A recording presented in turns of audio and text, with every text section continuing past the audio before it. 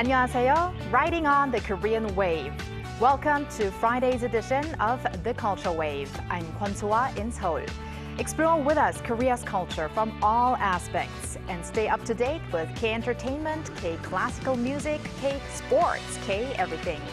And we'll do all of that together with our co-host Bella Kim joining me in the studio. Hello, Bella. Hi, So-ah. Happy Friday, So-ah. Happy Friday. And happy Friday to everyone joining us today on The Culture Wave. I'm Bella, here to co-host and fill you guys in with some exciting K-entertainment news.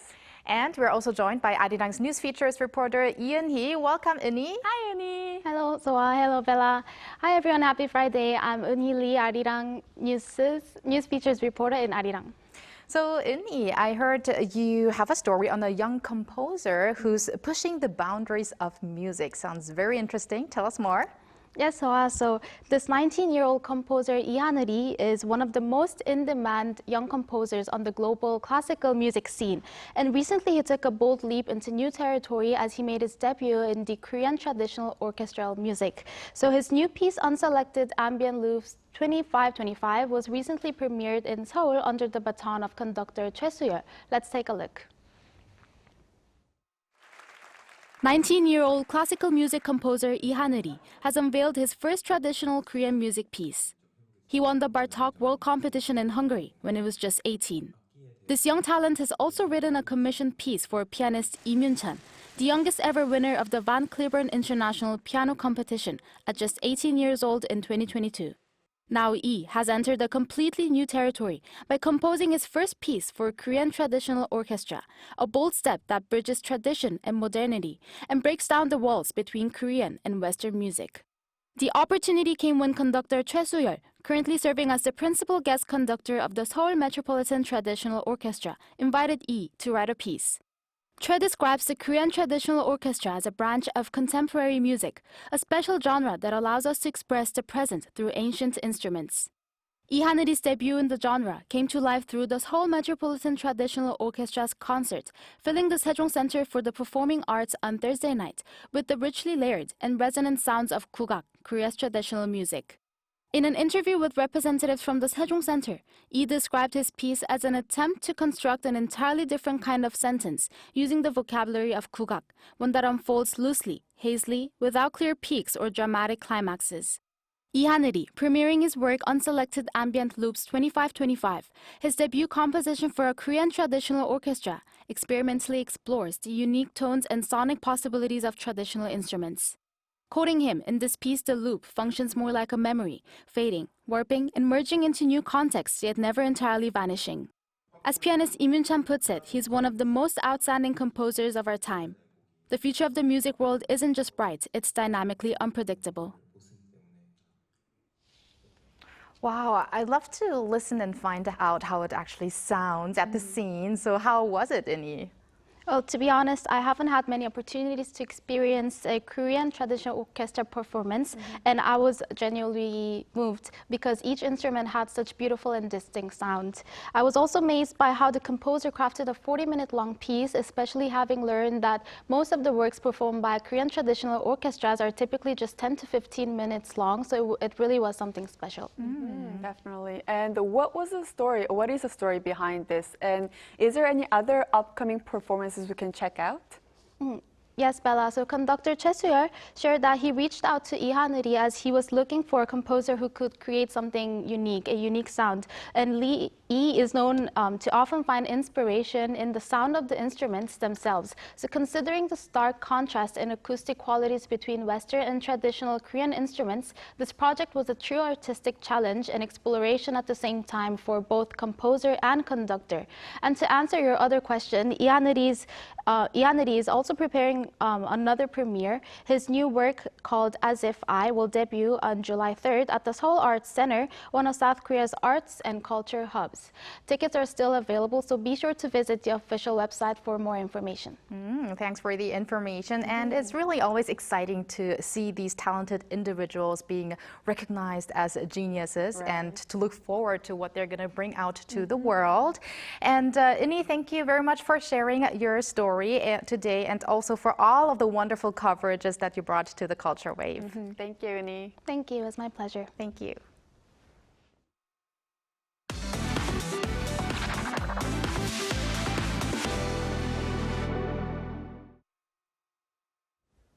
Now time for some K-entertainment news with Bella Kim. Bella, I can't believe that the day has come. Today, there is great news for all of the Squid Game fans out there. That is correct. The day has finally come. Netflix global phenomenon Squid Game returns for its highly anticipated third and final season today. The final season will feature 6 episodes in total, a shorter run compared to season 1's 9 episodes and season 2's 7 episodes. Picking up directly from season 2's cliffhanger, the final installment will show Ki-hyun navigating through more deadly games and heading towards an ultimate showdown with the front man. The Squid Game series has been viewed a total of 600 million times, making it the most watched series on Netflix history. The third and final season will be released on Friday, 4 p.m. Korea time on Netflix. And for Squid Game fans in Korea, after you enjoy the final season on Friday, which is today, you can watch a parade featuring Younghee, the Pink Guards, and other characters from the series at Gwanghwamun in Seoul on Saturday, which is tomorrow in Korea time. The director of the series, Hwang Dong-hyuk, and the main actors, including Lee Jung-jae and Lee Byung-hun, will also be present at the event. Well, I know what I'm going to do on the weekend. Me too. And as you said, it's not that long of a series, so probably many people will be done with the series by next week. For sure. And we're going to move on to a story that's going to thrill Blackpink fans. Yes, Blackpink fans are getting ready for their reunion with the upcoming world tour deadline. On Thursday, the group's agency YG Entertainment released the teaser for this upcoming tour on the group's official social media.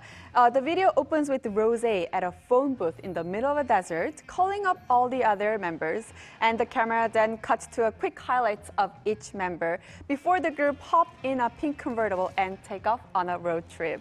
Deadline will kick off at Goyang Sports Complex main stadium on July 5th, and the group will perform 31 shows across 16 places around the globe.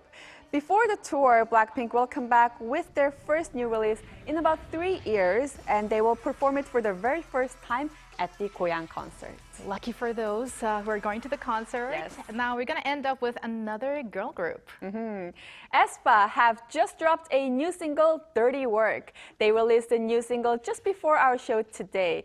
Dirty Work is a dance track characterized by synth-bass sounds. The single album features 4 different versions of this song. The new single also achieves the remarkable feat of surpassing 1.01 million pre-orders, which will make it aespa's 6th million seller. As the fans may know, aespa have become associated with the term iron taste, referencing the group's edgy, futuristic concepts and industrial musical style as well.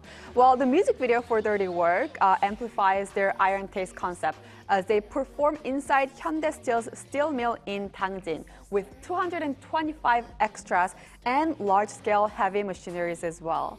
aespa's songs are always so catchy, so make sure to give it a listen. Well, I got the chance to take a look at the music video and listen to the song with you together, Bella, and I really have to say they did some great work with Dirty Work. Yes, definitely. And thank you, Bella, for your work, and stick around. Will do.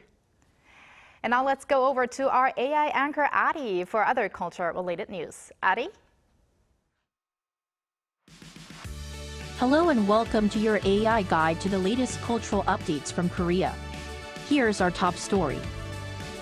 Just 1 month after joining Russia's Mariinsky Ballet, South Korean ballerino Chun Min-chul has already been cast in a lead role. The theater in St. Petersburg announced on Thursday that Chun will perform as the male lead, Solar, in La Bayadere at the Mariinsky Theater on July 17. La Bayadere, meaning the temple dancer of India, in French, tells the story of a tragic love triangle between the warrior Solar, a temple dancer, and a royal princess. Chun previously performed the role of Solar with Korea's Universal Ballet in September. He is the second South Korean dancer to join Mariinsky Ballet Company, following ballerino Kim Gi-min. A special retrospective is being presented by the Korean Film Archive to mark the 100th birthday of the legendary Korean filmmaker Yoo Hyun-mok, a pioneer of Korean realist cinema. Under the title Yoo Hyun-mok Centennial, Time, Genre, Practice, the program will screen a total of 18 films, including his most acclaimed works, as well as lesser-known melodramas, comedies, children's films, and experimental pieces. The retrospective will also shed light on his contributions as a producer and educator. In particular, the 4K restored version of the historical film, 임꺽정, based on the novel of the same name, will be screened for the first time ever in Korea since its discovery in the US in 2022. Design Council Busan has launched its 7th annual Busan Design Festival at Bexco on Thursday. This year, under the theme of Hung, a Korean term for joy or excitement, the dynamic energy and evolving identity of life in Busan will be expressed through the language of design. Over 150 designers and brands will take part, divided into 3 categories: communication design, product design, and ESG, or environmental, social, and governance design. Showcasing trends and talents across Korea's design scene, the festival runs through June 29. That's all from me. Stay tuned to the Culture Wave.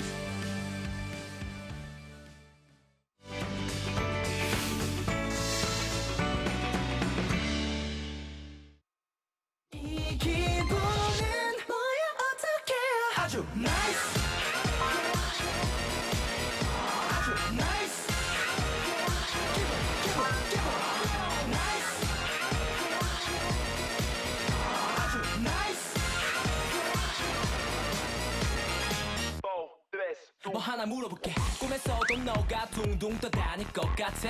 맞아. 멋진 남자 되고파 피트니스 끄는 것 같아. 맞아.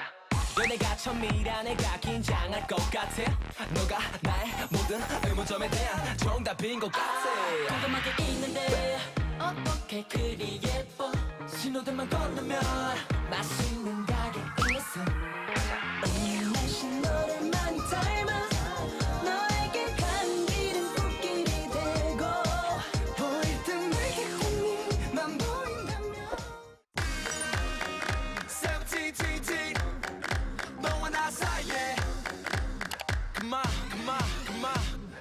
눈앞에 있어도 보고 싶어지는 이 느낌을 뭐라고 설명할까 정리가 안 되지 어느 순간 내 고개 그냥 너인 걸 알게 되니까 너의 큐에 turn right and turn left 매일 빙빙 도는 날 마주치면 좋아지는 기분 넌 내 바이오 리듬 baby 들려 말하지만 맘은 꼬여있지 않음 너무 아름다운 너 또 너를 바라보는 나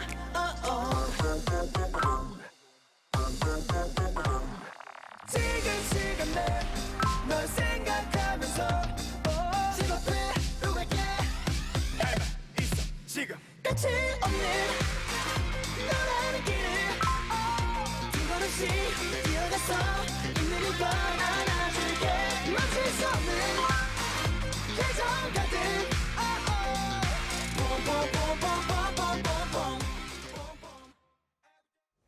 The baseball fever is definitely boiling up. And speaking of which, it's time for the latest in the world of K-sports. From the FIFA Club World Cup to team transfers to the latest in the KBO. Now we are joined by our sportscaster Jason Lee in the studio, who will bring us all the highlights. Hello, Jason, and happy Friday. Thank you. Good afternoon. All right, so let's talk about the FIFA Club World Cup. It is taking place in the U.S. right now, but it's actually the end for Korea, represented by Ulsan Hyundai, of course. So how did the games go?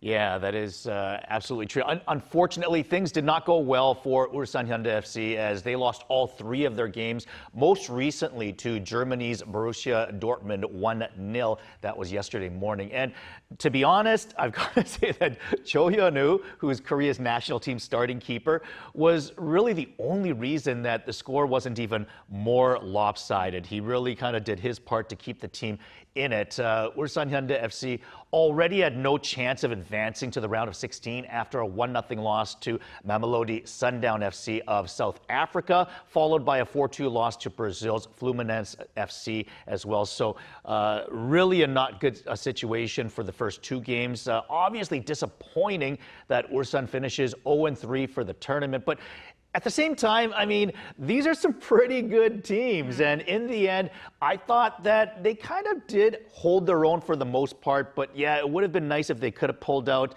a draw or perhaps even a win.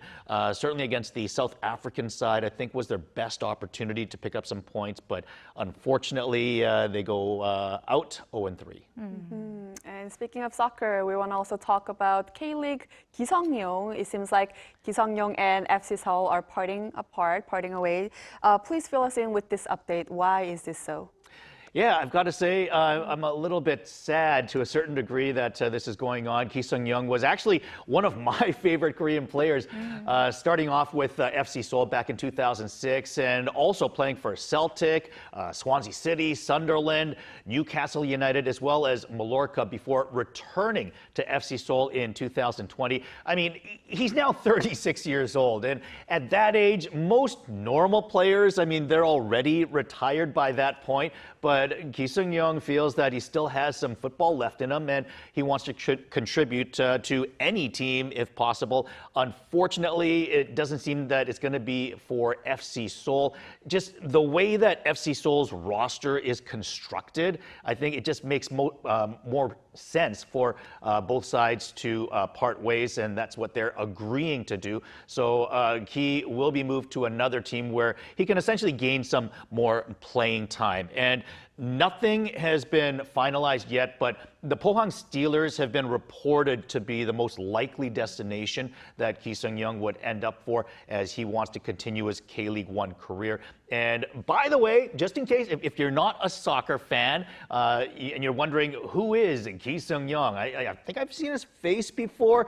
He is the husband of Hanurij, of course, who is quite famous in Korea as both an actress as well as a TV host. Right, and also for every four-year soccer fans who watch the World Cup, he actually participated in 3 World Cups and used to be the captain of the national team. So that's probably where at the first World Cup he participated. That's when he got the biggest fan base, right? Yeah, absolutely. I've actually got a Kiseongyeong uniform, an official Korea team uniform at home. So like I said, I was a huge fan of his, especially in his younger years.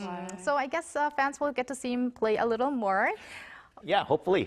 And now, speaking of players switching teams, now moving from soccer to baseball, it's not really very often that we see a trade during the KBO mid-season, but the LG Twins and KT Wiz have agreed for a trade. Yeah, as you mentioned, definitely very rare. And none of the names involved are really household names for casual fans, but I think this is more of a deal about roster management and future outlook. So the deal saw the LG Twins send 24-year-old lefty Im Jun-hyung to the KT Wiz for hitter Chun Sung-ho and catcher Kim Jun-tae. Now, Kim Jun-tae is probably the most recognizable name in the deal, but I'd say he's probably the more of a toss-in player in the trade, because we know what he is at 30 years of age, and for the most part, he's a backup catcher in terms of the KBO, especially at this point in his career. As for the younger guys in the deal, they're more of a speculative piece, I would say, as Chun Sung-ho being a part-time player who's been up and down from the Futures League. And he's kind of been great in the Futures League, but then unimpressive in the KBO. So my bet is that someone in the LG team, maybe their coaching staff or within the organization, is kind of thinking that they can coach him into a breakout, because he certainly has shown potential. He's got some skill and talent, but maybe he just hasn't had the right direction as of yet. So someone's thinking, hey, give him to me, I'll coach him, and we'll make him into a better player, is my guess. As for what KT is getting back, Im Jun-hyung has looked great in 5 games this year, all coming in this past month of June. And I've got to wonder if LG was trying to sell high on him, because Im had an ERA over 5 coming into the season for his career. And now he's allowed just 1 run in 4 2/3 innings this year. So very great, but that's a very small sample size, so can he keep it up is the question. And my understanding is that the LG Twins actually reached out to the K2 Wiz saying that, they're looking for some hitters, and they kind of dangled Im out there. So it kind of looks more like them moving Im while he's hot, but you never know, I could be wrong. Maybe KT is able to turn him into an ace and, all will be fine, but we'll have to see. Well, let's see how this will affect the upcoming games. Yeah. Right, the LG Twins give up a reliever, but it would have been perfect if they got their former closer, Go Seok, back, because it looks like he's staying in North America for a little bit longer. Yeah, it does appear to be the case. There was some speculation that he might return to Korea. And, this is sort of another reason that I wonder if LG was trying to push out Im Jun-hyung. Because if they did get Go Seok back, then, it would have been a numbers game and the reason why they dealt Im. But, that wasn't the case. Anyways. Yes, let's talk about Go Seok. He was the top reliever in the KBO in 2023, and then the LG Twins allowed him to pursue a major league career as he signed with the San Diego Padres. Now, partly through last season, the Padres traded him to the Marlins, and then earlier this month, the Marlins released him, sparking the speculation that he might return to the Twins in the KBO. However, Go Seok has signed on with another major league team as he signed on with the Detroit Tigers, who are actually the best team in the American League right now. So Go has yet to play in the major leagues as he spent his entire time with both San Diego and Miami in the minors. And for now, that's the expectation with the Tigers as well, as he's going to report to their AAA team, the Toledo Mud Hens. More recently, Go's ERA was actually just 1.59 with the Miami Marlins AAA team, the Jacksonville Jumbo Shrimp, although that was, once again, a very small sample size of just 5 2/3 innings. But if he can stick with Detroit, he's going to be joining a really good team that actually does need some bullpen help as well. So this could be a great move for him and a team to join if things work out. And let's say hypothetically, if they don't work out and he does return back to Korea, I'm sure the LG Twins would be very happy about that. Right. Of course. And moving back to domestic baseball, the All-Star game is coming up on July 12th, and the rosters are set, and one player broke the record for most votes, votes, that is. Most votes. Yeah, I've got to say, it wasn't actually who I would have expected to get the most votes. It was actually Kim So-hyun, the Hanwha Eagles closer. He led all players, getting 1.7 million votes from fans, and that broke the previous record of 1.4 million votes for Kia's Yang Yeon-jung. That was back in 2022. So, why did Kim So-hyun get so many votes? I mean, he doesn't lead the league in saves, but he's only 3 behind the saves leader, Park Young-hyun, and he's got the best ERA among the top closers. And that, along with the fact that he was the first overall pick in the 2023 draft and is having a bit of a breakout party this year. So, and, of course, he plays for the first place Hanwha Eagles right now. And, of course, it is Hanwha that is hosting the All-Star game. So I think all the local fans were trying to stuff the ballot box to make sure that one of their own made it too. They've got a lot of passionate fans there. They're in first place right now. And certainly good for him. Right. And also the All-Star game is going to be held at the Eagles' new home stadium in Daejeon. So that's going to be exciting. Yes. Very exciting. And speaking of the All-Star teams, there's always players that deserve to be on the team or deserve to be on the list, but don't make it. So is there any player that kind of did not make the list? Yeah, I think anytime that it's fan voting that is considered first, then, that's going to happen. And I think for the most part, the most deserving players are, I think, in the starting lineup for the most part. But if I were to highlight a few players deserving, the first name that comes to mind, I would say, is Samsung center fielder Kim Sung-yoon. He's leading the league in hitting right now with a .354 batting average, and his .930 .332 OPS is good for 4th best in the league right now. And, you know, you could basically argue that the season that he's having is probably better than his own teammate Gu Jauk has, you know, been voted in as a starter in right field. But obviously, Gu has been an all-star many times. He's largely regarded as the best player on Samsung and one of the best players in the KBO. I would also say LG's Moon Bo-kyung is also putting up all-star numbers with a .299 average and 13 home runs.